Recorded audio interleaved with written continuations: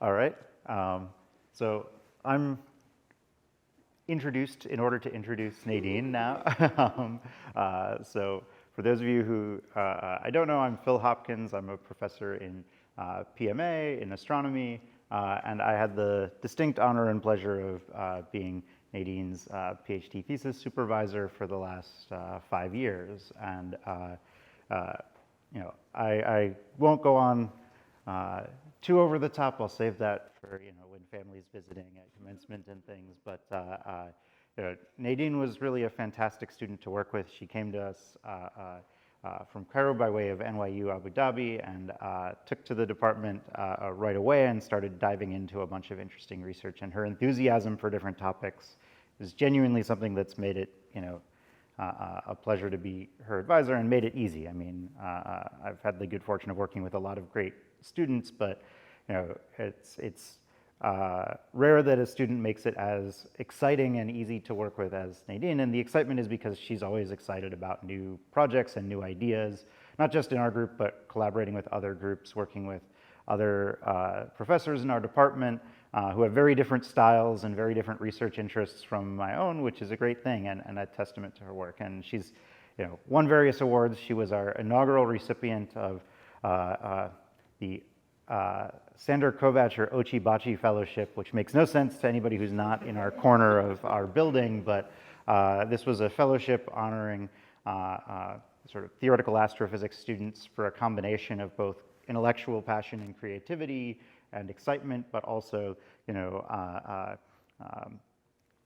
being somebody who brings the community of students together as well. And we had a long tradition of this award. There's a trophy on our hallway that has names on it that had basically been broken like so many traditions with COVID, and it had been a few years since we had had anybody sort of get this award or be nominated for the position. And so we couldn't think of a better choice. It was, I don't know if you know this, but it was a unanimous decision among the faculty when we discussed resurrecting it.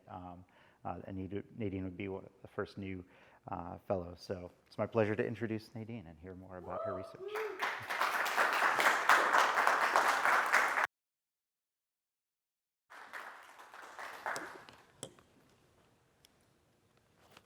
Awesome, cool. Thank you guys for being here. And thank you, Phil, for the very lovely introduction.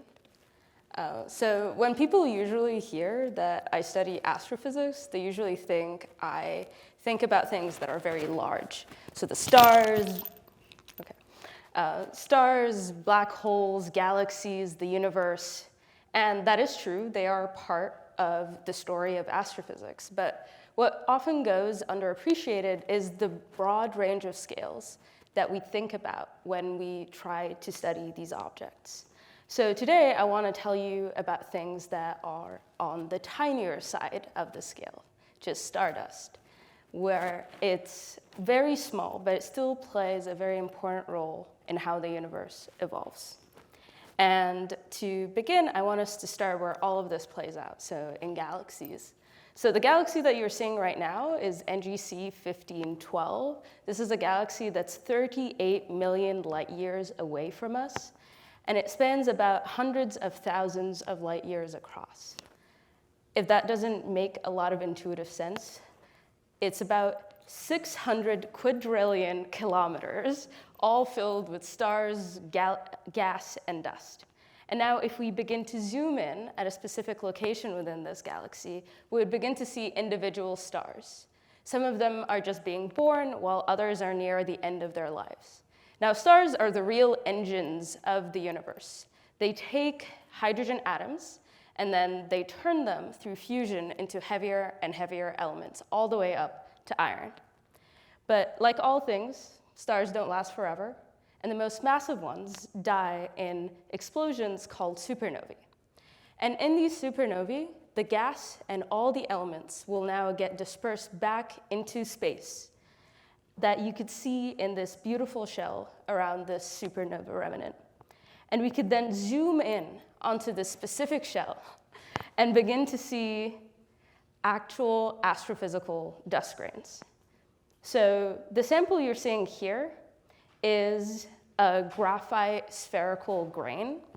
And it's not the type of dust grain that you would sweep off your shelf, but it's not that different either. So dust comes in different flavors. So it could be graphite, it could also be silicates, it could be aggregates of all of these things together.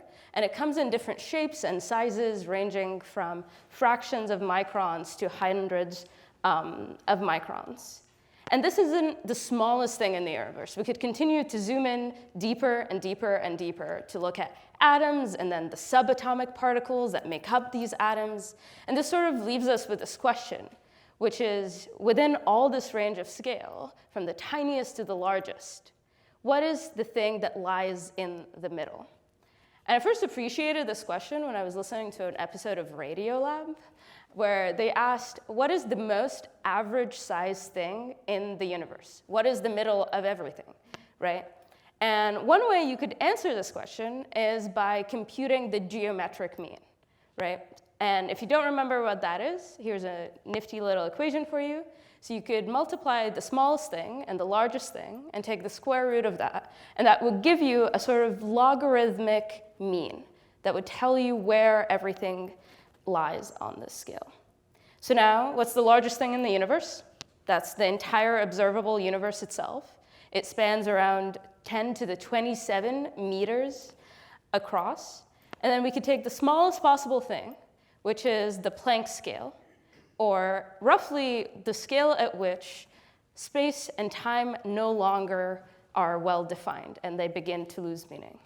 So now if you take the geometric mean of that, you would end up with 10 to the minus 4 meters, or roughly 100 microns, which is exactly the size of a tiny dust grain in space.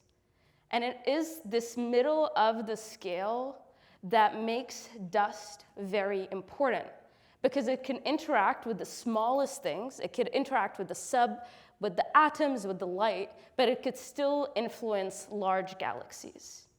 And one of the most important ways that dust interacts with light is shown here. So the way we discovered dust was back in the 1800s. Astronomers like William Herschel were mapping out the stars in the sky, and as they were scanning across, they noticed all these holes. And he called them, famously, holes in the heavens. And this was obviously very controversial. And there was a lot of back and forth between different astronomers on what exactly is happening here. But it turns out that these weren't holes. These were what we now know as dark nebulae. They're actually full of gas and dust. And it was the first strong example of knowing that space isn't transparent, but there are things that are obscuring our view, and that thing is dust. And the reason dark nebulae are dark is because dust is especially opaque to the visible light that our eyes see and ultraviolet light, which stars primarily emit. So if you shine UV radiation on a dust grain, then it has two options. One, it could scatter, but it will not reach your eye. And the other option is that it would get absorbed. And when it gets absorbed, it doesn't just vanish, it will start to heat up these grains.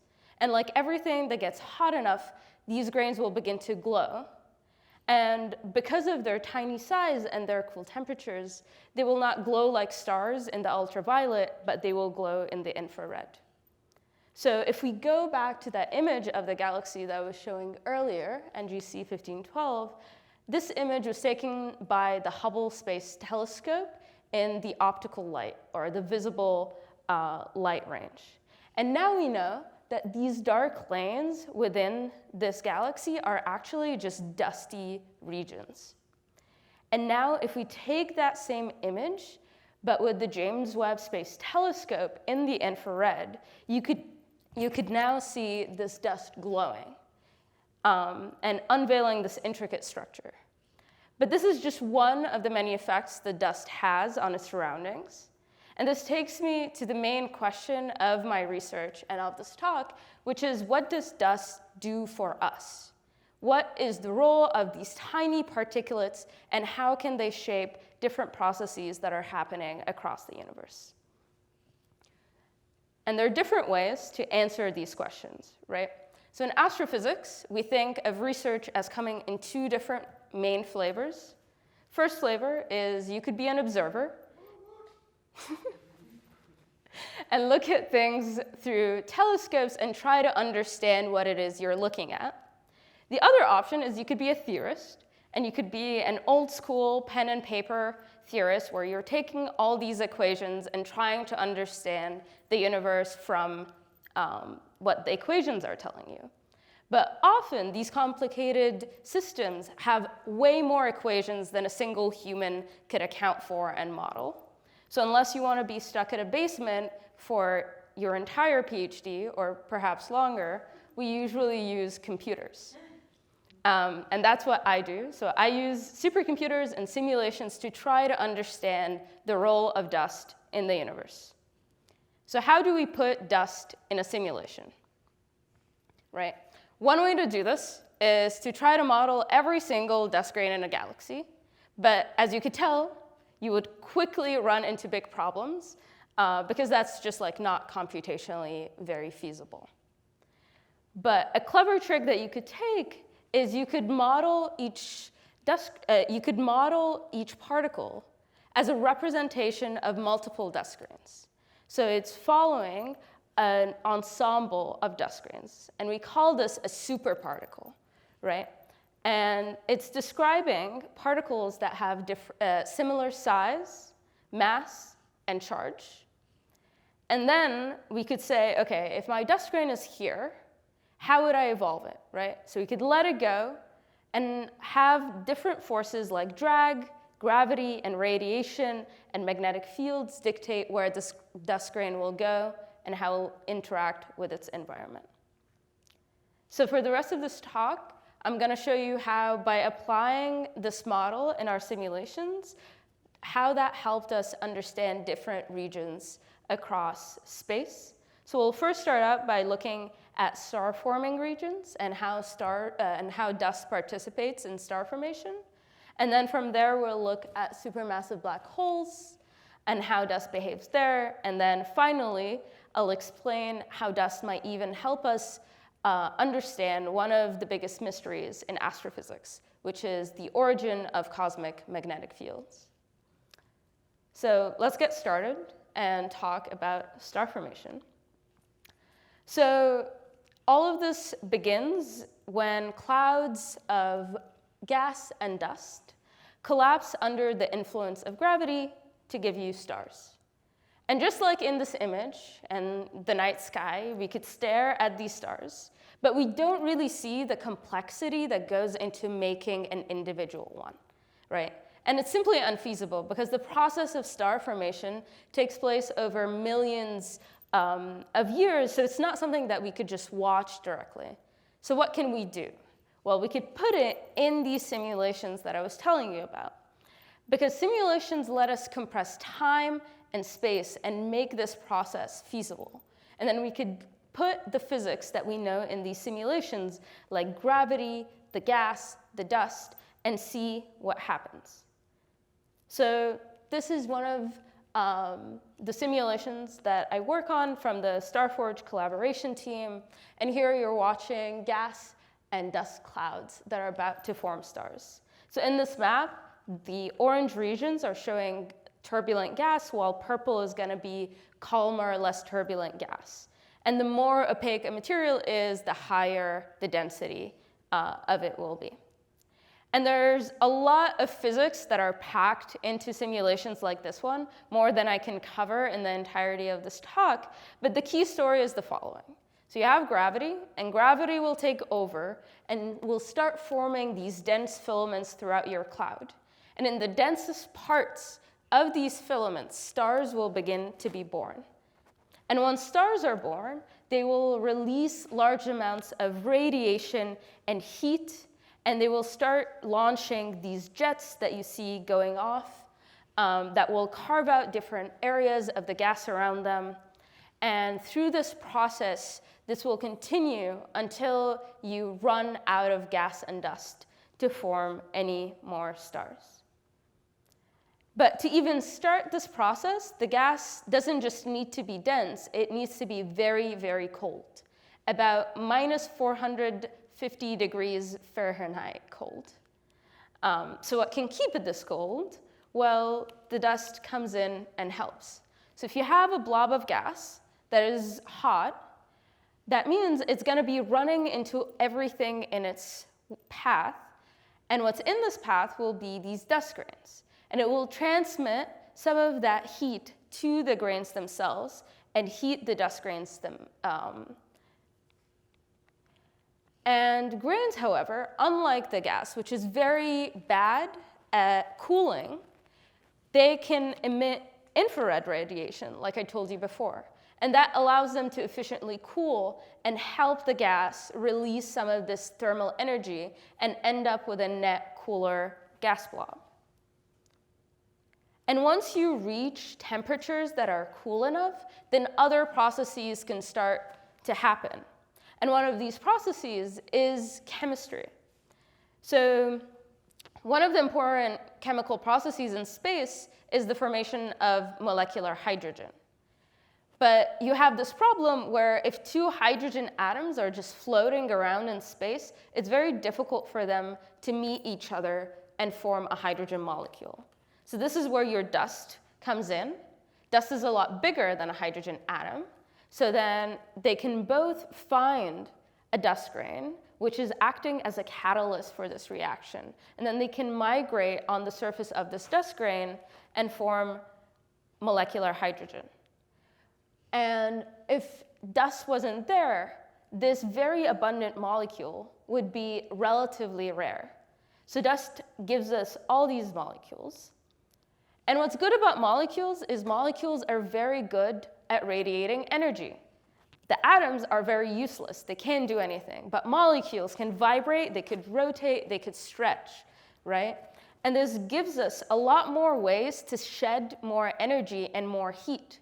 So once you've started triggering chemistry, you can now shed even more heat and begin forming these stars.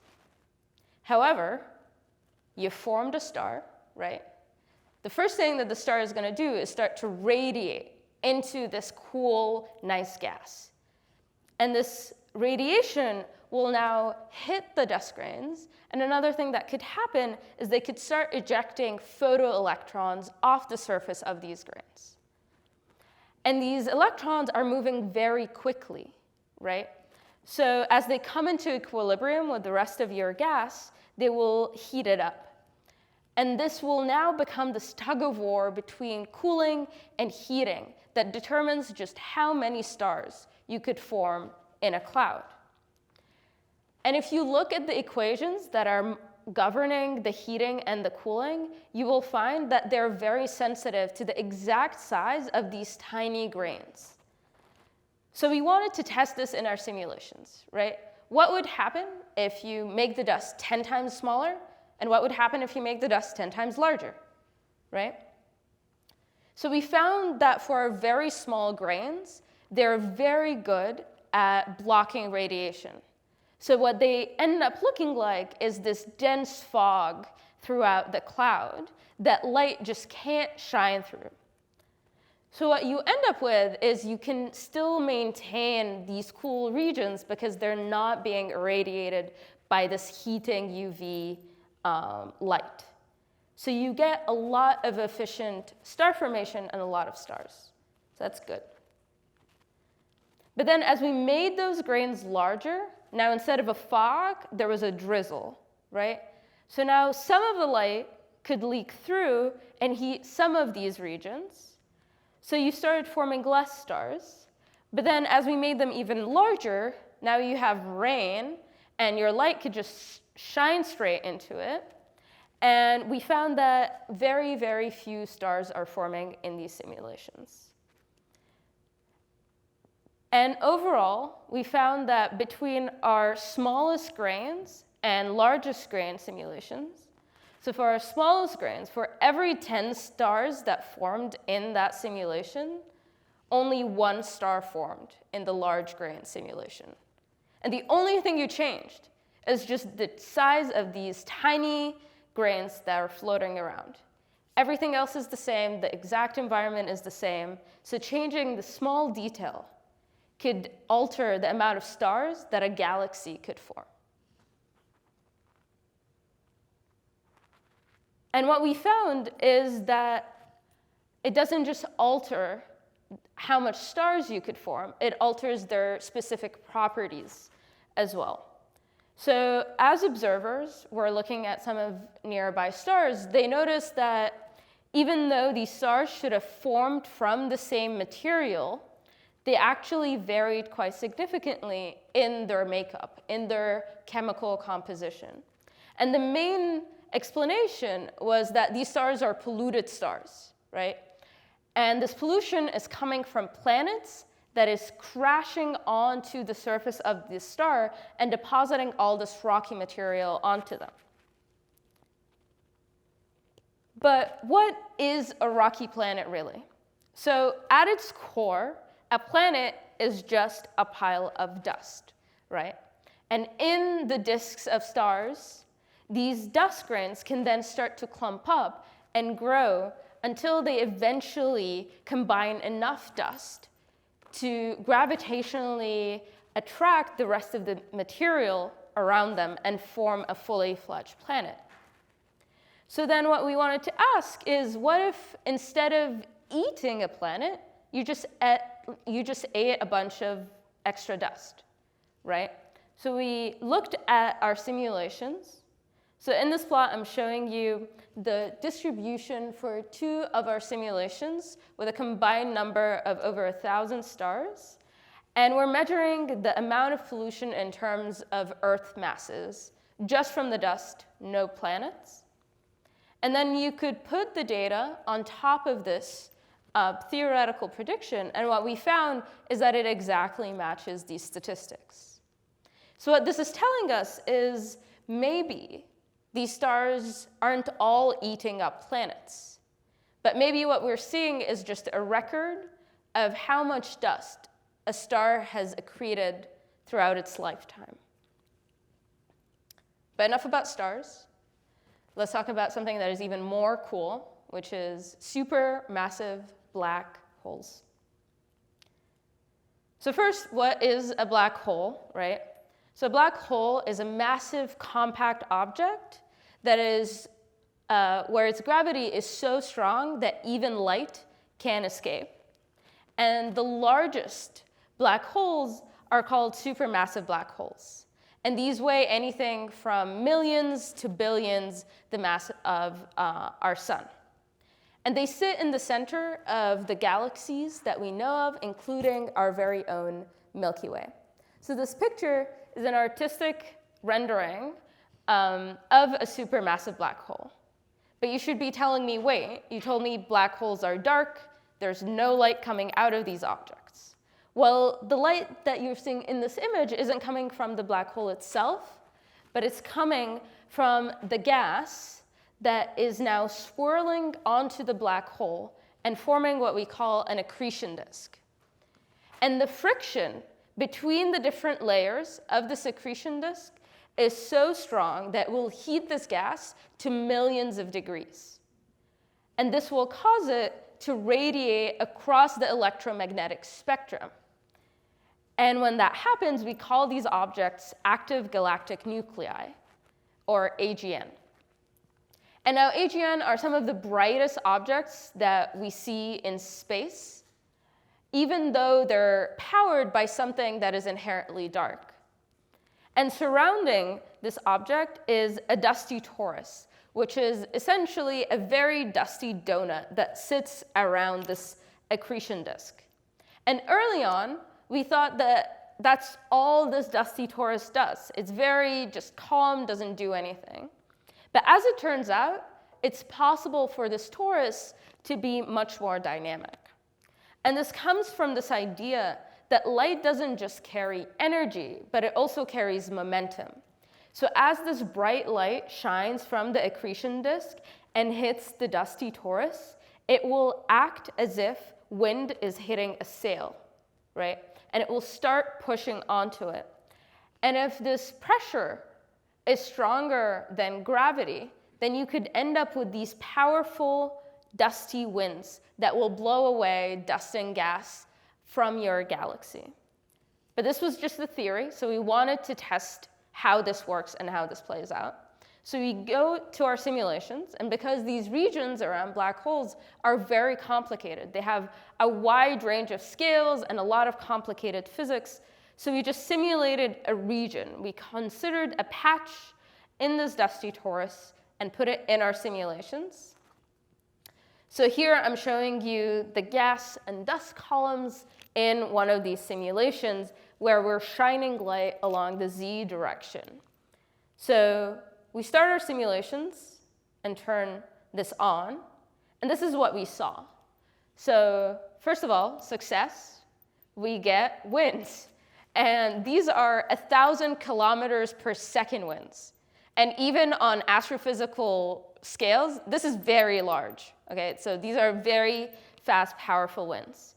But something else happened that was very interesting, which is all this intricate structure that you're seeing here. And you might think that this might just be turbulence or chaos, but it's actually a signature of a process called resonant drag instabilities. So let's break these resonant drag instabilities down to try to understand what is going on here. So first, what is resonance? If you've ever pushed a kid on a swing, then you know that if you're pushing randomly, that's very bad. The kid will be very mad at you. But if you're pushing correctly at a fixed pace, at the rate that he is swinging, then he will keep going higher and higher. So that is resonance, which is building energy by matching the natural rhythm of the system. And in space, gas also has a natural rhythm, and that is the sound waves that are rippling through the gas. And these sound waves have peaks, which are high pressure points, and troughs, which are low pressure points.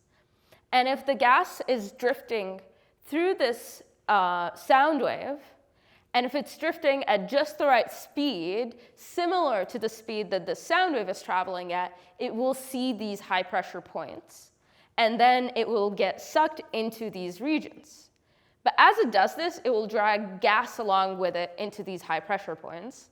So then this will raise the pressure even more. And now you would attract even more dust into these regions, and that dust will accrete even more gas into these regions. And this process essentially snowballs exponentially, and you would get these geometric structures that are based on this resonant instability, where depending on these sound waves, you would get these peaks in your dust.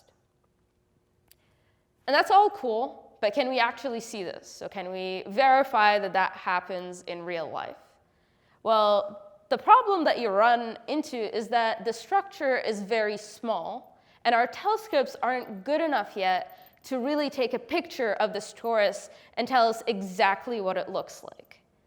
So for reference, what you actually see when you're observing an AGN is just a really bright dot. You're seeing sort of this cosmic lighthouse that is shining a light directly towards your telescope. But as these clumps of dust and gas will move in and out of view from this AGN, they will cause flickering, right? So it's like your lighthouse is shining light on a very foggy night. There will be all these different points where you don't really see it as clearly. But we can measure this exactly in our simulations and expect just how much flickering would you get based on the structure that we know. And then from here, we could then take this prediction and give it back to the observers and ask them if they see this amount of variability in real galaxies and around AGN. And if they do, then that tells us that these instabilities are really out there in space, and this is actually how the structure within the dusty torus looks like. And now I sort of want to shift gears and move on to a different set of forces that we care about in astrophysics. So far I was talking to you about the visible universe, right? Stars, AGN, dust, gas. But another thing that is very interesting is cosmic magnetic fields, which are completely invisible to our naked eye. And the picture I'm showing is an image of the set of galaxies with their magnetic field structure and the magnetic fields line mapped on top of them. But this is just one of many.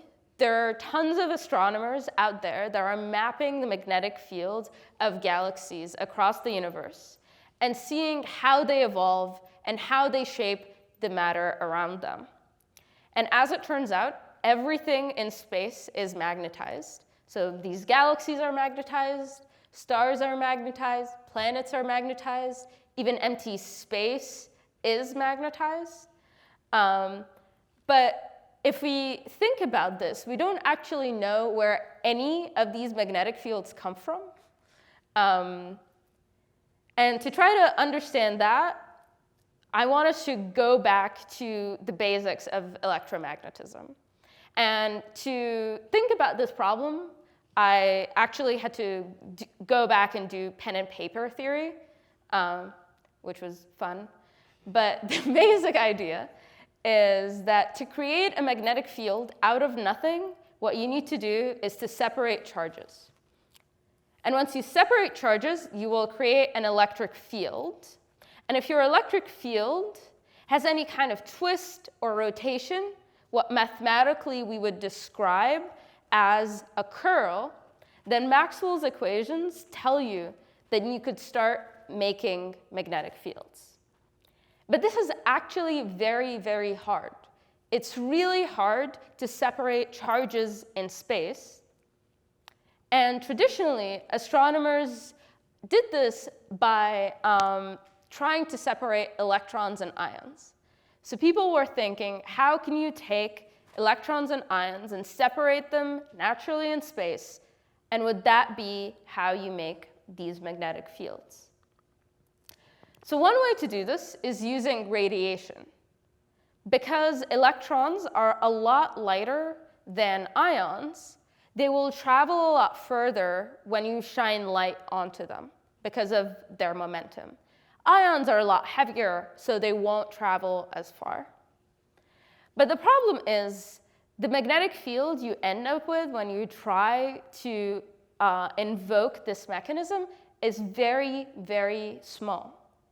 So what we said is, what if instead of these electrons and ions, we instead invoke dust? So dust is a lot bigger than electrons, and it's usually charged where in these galaxies. And that means that we could still move it much farther and create these astrophysically separated plasmas that can now seed strong magnetic fields. So now if I run these numbers, what we find is that if you try to use the traditional batteries that use electrons and ions, what you end up with is a field that is about 10 to the minus 20 Gauss. For reference, the Earth's magnetic field is about half a Gauss, and a magnet on your fridge is 100 Gauss. But 10 to the minus 20 is still okay because galaxies are very good at amplifying a magnetic field. But when we checked the mechanism for this dust battery, what we found is that you could make anything from 10 to the minus 9 to 10 to the minus 6 Gauss. So then this is essentially millions or billion times stronger than the other traditional batteries that we usually considered. So if it exists and if it is actually as efficient as we think it should be, then it will completely dominate how magnetic fields are shaped at the centers of the earliest of galaxies. And I think this specific example is one of my favorite when I talk about dust, because it really shows you how something that is very insignificant as a micron-sized grain could actually unlock one of the forces in space and shape how these gigantic galaxies form and evolve. Because once you have magnetic fields, everything changes. The way you form stars changes, the way you evolve changes, your dynamics will now change. So this is a really important thing to try to understand how these were injected and how they've evolved. So with that, I will take you to my final slide. And hopefully I've convinced you that dust in space is actually very important.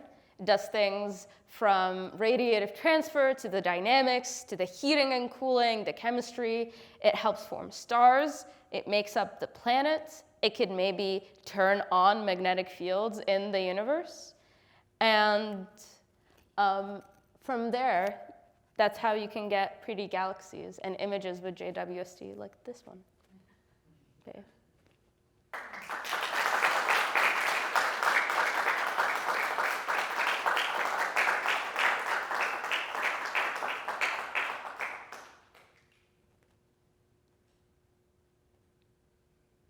If anyone has any questions, I am happy to take any. Yes, Isaac. Could you go back to the slide where you were talking about like resonant drag instabilities and like pressure waves? Mm-hmm. Could you, is there an intuitive, so you presented the intuition here that it goes into the high pressure regions, Mm-hmm. but naively I would expect it to go into the low pressure regions, right? Because the stuff in the high pressure region is pushing the stuff into the low pressure region. Is there a way to think about this more intuitively, or does it just come from the math? So I think the gas will be pushed out of the high pressure region. So the gas can't flow in. It's just the dust that gets essentially trapped in these high pressure positions. Okay, so the pressure is referring to the gas pressure. Gas pressure. Yes, Okay. that is correct. That makes sense. Thanks. Will? Hey, how heterogeneous is the actual dust in different parts of different galaxies and things like that, and how does that affect these simulations, like the chemical composition? So the question was, how heterogeneous is dust in different galaxies, and how does that affect the chemical composition of galaxies? And then your properties that you compute from all this. Yeah. So a large part of the motivation of doing these simulations is because dust isn't heterogeneous. And naively, people assume that it is. So we just assume that the dust is smooth and it tracks everything. But what we find when we let the dust move is that you can get these regions that have a lot of dust and regions that are very poor in dust. And it depends on your exact environment. So the dust feels forces that the gas doesn't feel. So then they're not actually bound to move the same way. So then you could end up with regions that have a lot of dust and are very metal rich. And metals are like anything that is heavier than hydrogen or helium, so any heavy element. But the dust can enhance the chemistry in these regions. And does that sort of answer your question?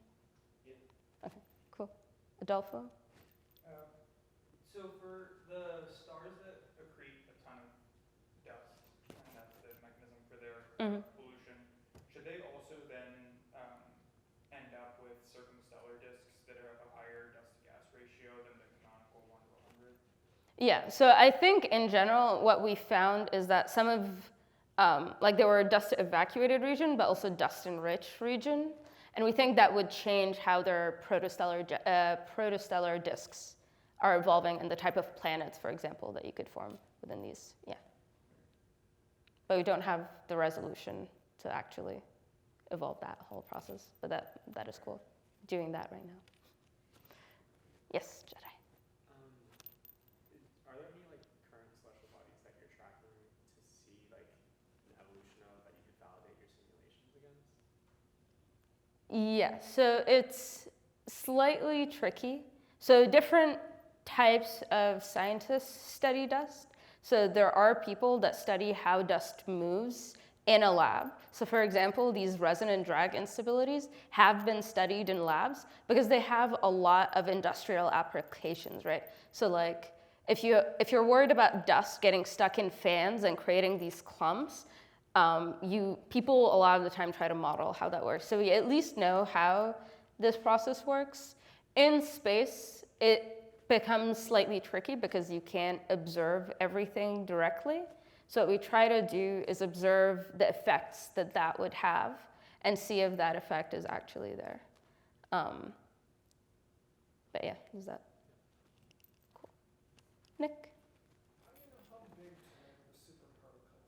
I mean, one could imagine, I understand there's resolution constraints, but one could also imagine that there are instabilities with the individual dust grains of superparticles that could tear themselves apart.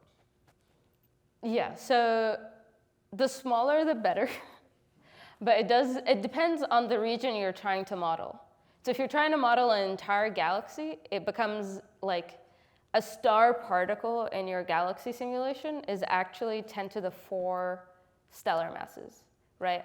So then you can't model a grain that is like 10 to the minus 20 solar masses because you just have like bazillions of them. So it really is just how much memory could you fit in and would it be feasible? But yes, the smaller you go, the more you could see. So these instabilities, for example, can propagate down to the smallest scales in theory. So if you could resolve more and more particles, then you would likely be able to see smaller and smaller scales. But then it becomes, well, we can't see any of this with telescopes anyway, so. Adolfo. I have another question, but about a different part of the talk. For the AGN torus modeling, the flickering, is that dependent on the line of sight actually intersecting the torus? Yes, yeah. Okay, so then follow up on that. Should the flickering then be chromatic? Because like maybe you wouldn't see it at 5 microns or 10 microns. Maybe 10 is weird because that's still Yeah. 5 microns, but you can see it like very strongly at 0.3 microns or something. Yeah, so that's actually like the main prediction that we make is that, because it's tied to your dust, you could just like check how the dust lines are varying and try to see if there are changes there and if these changes don't follow some of the other variability sources. So like the dominant variability you would expect to be happening from areas that are much closer to the black hole, but you won't expect them to have these dusty signatures. So if you see variability where it's happening at that location and in the lines that you would expect the dust to affect, then you would think that this is what's happening. So what do you look for in PAHs? PAHs, or you could just check the IR variability and compare, and like IR optical variability, and see if the IR optical variability isn't a consequence of the X-ray. So the X-ray is likely to change because of the accretion disk. And if the variability you're seeing in the IR is varying on a much different time scale, then that tells you that these are happening because of different things. And the main reason the IR would vary is because of the dust attenuation. So that's sort of the idea that we wanted to see. Yeah. Scott? Does the model have any representation, like a parameterized representation of the smaller scale physics and like the super great, or is it sort of hard to cut off? Yes, in a way. So we model each superparticle as if we're modeling a million tiny particles. And then we probabilistically try to see what would happen. So in a way, it's trying to capture the physics that would happen if you were modeling the tiniest of grains. So we're not just putting a very large grain and seeing what would happen with this large grain. Terry. What are the physics that it's actually modeling? What does it solve? So it's just solving the ideal MHD equations and radiation hydrodynamics. And for the dust, that essentially is relatively simple, where it's just taking in the net forces that would be acting on the dust, and then checking its trajectory, And then we couple it to the heating and cooling rates and the molecular formation rates.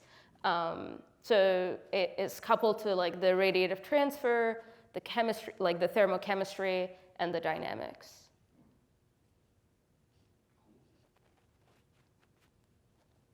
Yes, Isaac. Also follow up to the last two questions, but do you also let this dust superparticle deform, or is it just like it's a big particle and you're calculating, the physics probabilistically within it, but you're still modeling it as like a perfect sphere that evolves Yeah. through space? Yeah, so the question, I now remember to repeat it,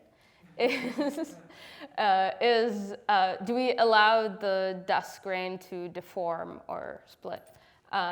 So that physics is possible, but a lot of these simulations assume that all the grains are perfectly spherical.